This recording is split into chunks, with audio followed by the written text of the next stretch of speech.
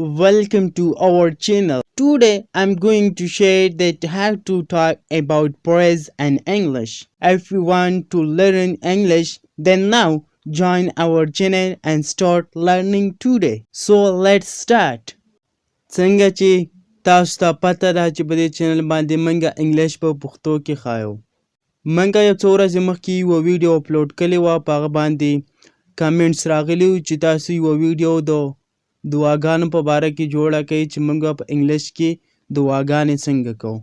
همدغه وجه ده نن موږ دا ویډیو راوړې ده ستاسو لپاره. نو ویډیو ډېره انفارمیټیو ده. نن به موږ په دې ویډیو کې زده کوو چې موږ به په انګلیش کې دعاګانې څنګه کوو، یعنې کومې دعاګانې چې موږ په پښتو کې کوو دغه رنګې به موږ په انګلیش کې څنګه کوو. لکه موږ چې په پښتو کې وو الله تعالی دې تا ته اجر درکړي، الله تعالی دې موږ ټول مسلمانان وبخي، الله دې په موږ رحم وکړي او الله دې موږ د دوزخ د اور نه وساتي. داسې دعاګانې موږ مسلمانان کوو. نو دا به تاسو په انګلیش کې څنګه کوئ، نن به تاسو په دې ویډیو کې دغه شانتې مختلف قسمه دعاګانې په انګلیش کې زده کوئ. الله bless you. الله bless you د دې سنټنس مطلب دا دی او معنی دا ده چې الله تعالی دې وبخه. کله چې موږ په پښتو کې یو کس ته وایو الله دې وبخه، نو بیا به په انګلیش کې داسې وایو الله bless you، الله دې وبخه. May Allah reward you. May Allah reward you د دې سنټنس مطلب دا دی الله تعالی دې تا ته اجر درکړي. لکه زیاتره کسان داسې وایي کنه الله دې تا ته اجر درکړي. کله چې موږ یو چاته دعا کوو چې الله تعالی دې تا ته اجر درکړي په پښتو کې وایو، نو بیا به په انګلیش کې داسې وایو May Allah reward you د دې سنټنس مطلب دا دی الله دې تا ته اجر درکړي. May Allah heal you د دې سنټنس مطلب دا دی الله دې تا ته صحت درکړي. کله چې یو کس بیمار وي نو هغه ته موږ ویلی شو الله دې تا ته صحت درکړي، نو بیا به په انګلیش کې داسې وایو May Allah heal you، الله دې تا ته صحت درکړي. هیل وی روغېدو ته، صحت ته. May Allah heal you، الله دې تا ته صحت درکړي. Oh Allah forgive the entire Muslim Ummah. Oh Allah forgive the entire Muslim Ummah. کله چې موږ په پښتو کې وایو یا الله تعالی ټول مسلمانان وبخي، او اکثر لا موږ دا په مونځ کې هم وایو، نو بیا به په انګلیش کې داسې وایو Oh Allah forgive the entire Muslim Ummah. یا الله تعالی ټول مسلمانان وبخي. او الله د دې معنی او مطلب دا دی چې یا الله تعالی. کله چې موږ په پښتو کې وایو یا الله تعالی، نو په انګلیش کې به دې لپاره استعمالیږي او الله. forgive معنی ده معاف کول. د entire Muslim Ummah، entire معنی ده ټول، تمام. مسلم امه مسلمانان. نو د دې مطلب دا شو چې الله تعالی ټول مسلمانان یعنی تمام مسلمانان وبخي. Oh Allah forgive the entire Muslim Ummah. Oh Allah increase me in my knowledge. Oh Allah increase me in my knowledge. کله چې موږ په پښتو کې وایو یا الله زما په علم کې اضافه وکړي، نو بیا به داسې وایو Oh Allah increase me in my knowledge. increase وی اضافه کولو ته او knowledge دا وی علم ته. نو د دې مطلب دا شو یا الله زما په علم کې اضافه وکړي. الله دې تا ته صبر درکړي.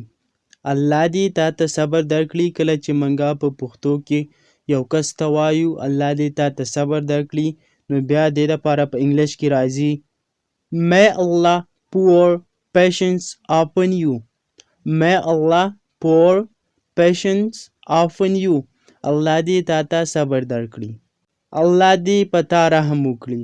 کله چې موږ په پښتو کې یو کس ته وایو الله تعالی دې په تا خپل رحم او کرم وکړي، یعنی الله تعالی دې په تا رحم وکړي، نو بیا په انګلیش کې داسې وایو May Allah have mercy on you.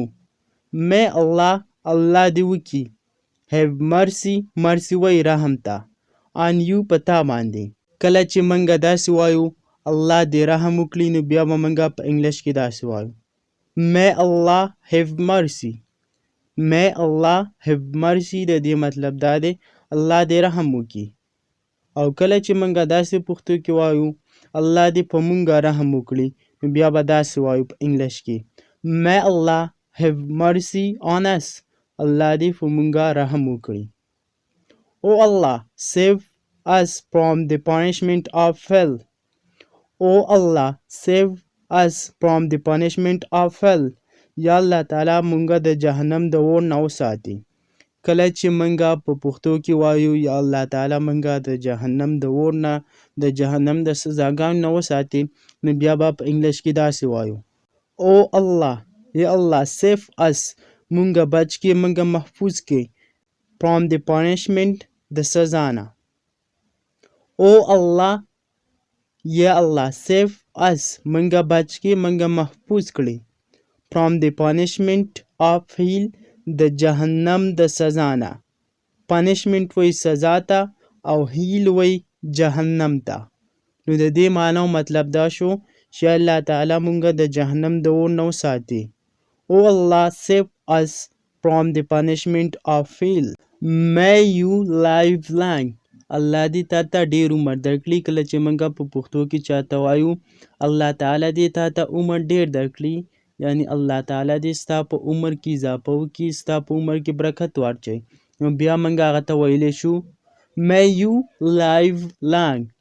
may you live long. د دې سنټنس معنی دا ده الله دې تا ته ډېر عمر درکړي، الله دې کامیاب کړه. کله چې مونږه یو کس ته په پښتو کې وایو الله تعالی دې کامیاب کړه، نو بیا به په انګلیش کې داسې وایو may you succeed. د دې معنی دا ده الله دې کامیاب کړه. may you succeed in exams. کله چې مونږه یو چاته وایو چې الله تعالی دې په امتحانونو کې کامیاب کا، یعنی الله تعالی دې په امتحان کې کامیاب کا، نو بیا به مونږه په انګلیش کې داسې وایو may you succeed in exams. الله دې تا په امتحانونو کې کامیاب کړي، یعنی الله تعالی تا په امتحانونو کې کامیاب کا. نو بیا به مونږه په انګلیش کې داسې وایو may you succeed in exams. may you succeed in every way of life. الله دې تا د ژوند په هره لار کې کامیاب کړي. کله چې مونږه په پښتو کې یو کس ته وایو الله دې تا د ژوند په هره لار کې کامیاب کړه، یعنی الله تعالی دې تا کامیاب کړي، بیا به په انګلیش کې داسې وایو may you succeed. د دې معنی ده الله دې تا کامیاب کړي in every way، په هره لار کې of life، د ژوند یعنی د زندګۍ په هره لار کې دې الله تا کامیاب کړي. have a safe journey. ښه سفر ولري. کله چې یو کس په سفر باندې ځي یا یو کس فیسبوک باندې پوسټ کړی وي چې زه په سفر ځمه، نو بیا تاسو هغه ته په کامنټ کې لیکلی هم شئ have a safe journey، یا ورته مخامخ هم ویلی شئ have a safe journey، ښه سفر ولري. کله چې ته یو کس ته وایې چې ښه سفر ولري، بیا په انګلیش کې داسې وایي have a safe journey. د دې معنی ده ښه سفر ولري. Allah bless him the highest rank in Jannah. Allah bless him the highest rank in Jannah. الله دې ورته په جنت کې اعلی مقام ورکړي. کله چې یو کس پوسټ کړی وي چې پلانې وفات شوی دی، نو تاسو هغه ته په کمنټ کې لیکلی شئ Allah bless him the highest rank in Jannah. الله تعالی دې هغه ته په جنت کې اعلی مقام ورکړي. جنه هم جنت ته وایي، دې لپاره په انګلیش کې یو دوه الفاظ نور هم استعمالیږي، بل جنت ته پیراډایز هم وایي، هم جنت ته وایي. چې کوم یو ستاسو خوښ وي هغه تاسو په دې ځای کې استعمالولی شئ، خو جنه چې کوم دی دا ډېر ښه ښکاري په دې ځای کې. کله چې ته یو کس ته وایې الله دې ورته په جنت کې اعلی مقام ورکړي، نو بیا به داسې وایي Allah bless him. الله دې هغه ته ورکړي the highest rank in Jannah، اعلی مقام په جنت کې. may Allah grant you a healthy baby. may Allah grant you a healthy baby. کله چې منګه یو چاته وایو الله دې درته یو صحتمند ماشوم درکړي، نو بیا په انګلیش کې داسې وایو may Allah grant you a healthy baby. oh Allah help me stop my bad habits. oh Allah help me stop my bad habits. یا الله په دې خراب عادتونو پرېښودو کې زما مدد وکړي. د دې سنټنس مطلب دا دی کله چې یو کس بد عادتونه کوي، نو هغه ویلی شي چې یا الله زما په دې خرابو عادتونو پرېښودو کې زما مدد وکړي. نو بیا په انګلیش کې داسې وایي او الله، یا الله تعالی help me زما مدد وکړي. stop my bad habits زما په دې بد عادتونو په پرېښودو کې. bad وای بد ته، habits وای عادت ته. habits عادتونه. Oh Allah protect me from the evil deeds. Oh Allah protect me from the evil deeds. یا الله ته ما د بدو کارونو نه وساتي. کله چې ته په انګلیش کې داسې وایې چې یا الله مونږ د بدو کارونو نه وساتي، نو بیا به داسې وایې Oh Allah protect us from the evil deeds. چې اس رالی دې معنی دا شوه، مطلب یې دا شو چې الله مونږ د بدو کارونو نه وساتي. او کله چې می رالی دې معنی دا شوه چې الله ما د بدو کارونو نه وساتي. کله چې موږ په پښتو کې وایو یا الله ته هغه د بدو کارونو نه وساتي، نو بیا په انګلیش کې داسې وایو Oh Allah protect him from the evil deeds. یا الله ته هغه د بدو کارونو نه وساتي. Oh Allah protect us from calamities. Oh Allah protect us from calamities. یا الله مونږ د مصیبتونو نه وساتي. د دې سنټنس مطلب دا دی کله چې موږ په پښتو کې وایو یا الله مونږ د مصیبتونو او د تکلیفونو نه وساتي، بیا په انګلیش کې داسې وایو Oh Allah protect us from calamities. د دې معنی دا دی الله مونږه د مصیبتونو نه وساتي. May Allah help us in this distress. یا الله ته په دې مشکل وخت کې زمونږ مدد وکړي. کله چې ته وایې یا الله په دې مشکل وخت کې زمونږه مدد وکړي، نو بیا په انګلیش کې داسې وایي May Allah help us in this distress. Stay happy. Stay happy. خوشحاله اوسئ. کله چې موږ یو کس ته وایو چې خوشحاله اوسئ، الله دې خوشحاله ساته، نو بیا په انګلیش کې داسې وایي Stay happy. خوشحاله اوسئ. Stay وایي اوسېدو ته، پاتې کېدو ته. happy وایي خوشحاله ته. نو دې معنی شوه Stay happy. خوشحاله اوسئ. Get well soon. Get well soon. الله دې زر روغ کړه. کله چې موږ یو کس ته وایو چې الله دې زر روغ کړه، نو بیا په انګلیش کې داسې وایو Get well soon. الله دې زر روغ کړه. لږ مخکې تاسو زده کړه May Allah heal you. د هغه معنی او مطلب دا و چې الله دې تا ته صحت درکړي. او اوس د دې get well soon د دې معنی دا ده الله دې زر روغ کړه. Wish you all the best. الله دې کامیاب کړه. کله چې ته یو کس ته وایې چې الله دې کامیاب کړه، نو بیا به داسې وایې Wish you all the best. الله دې کامیاب کړه. Congratulations on tying the knot. Congratulations on tying the knot. واده دې مبارک شه. دا ډېر انټرسټینګ سنټنس دی. کله چې یو کس پوسټ وکړي، د یو کس واده وي، نو ته هغه ته ویلی شي Congratulations on tying the knot. Congratulations وایي مبارکباد ته.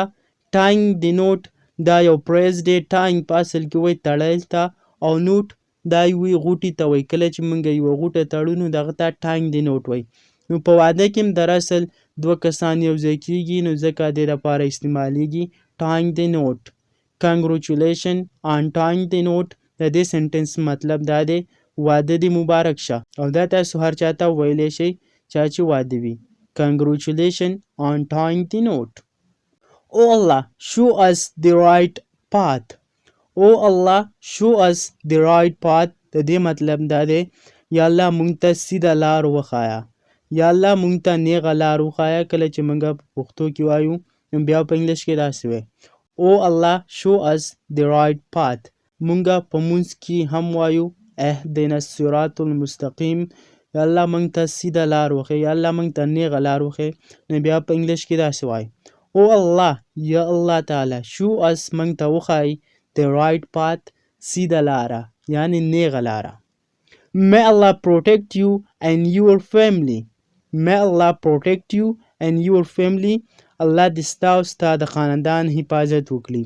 کله چې موږ یو کس ته وایو چې الله دې ستا او ستا د خاندان حفاظت وکړي، نو بیا به په انګلیش کې داسې وایو May Allah. الله دې protect you. ستا حفاظت وکړي. and your family. او ستا د خاندان یعنی ستا د family. Oh Allah protect us from poverty and debts. Oh Allah protect us from poverty and debts. یا الله مونږ د غربت او قرضونو نه وساتي.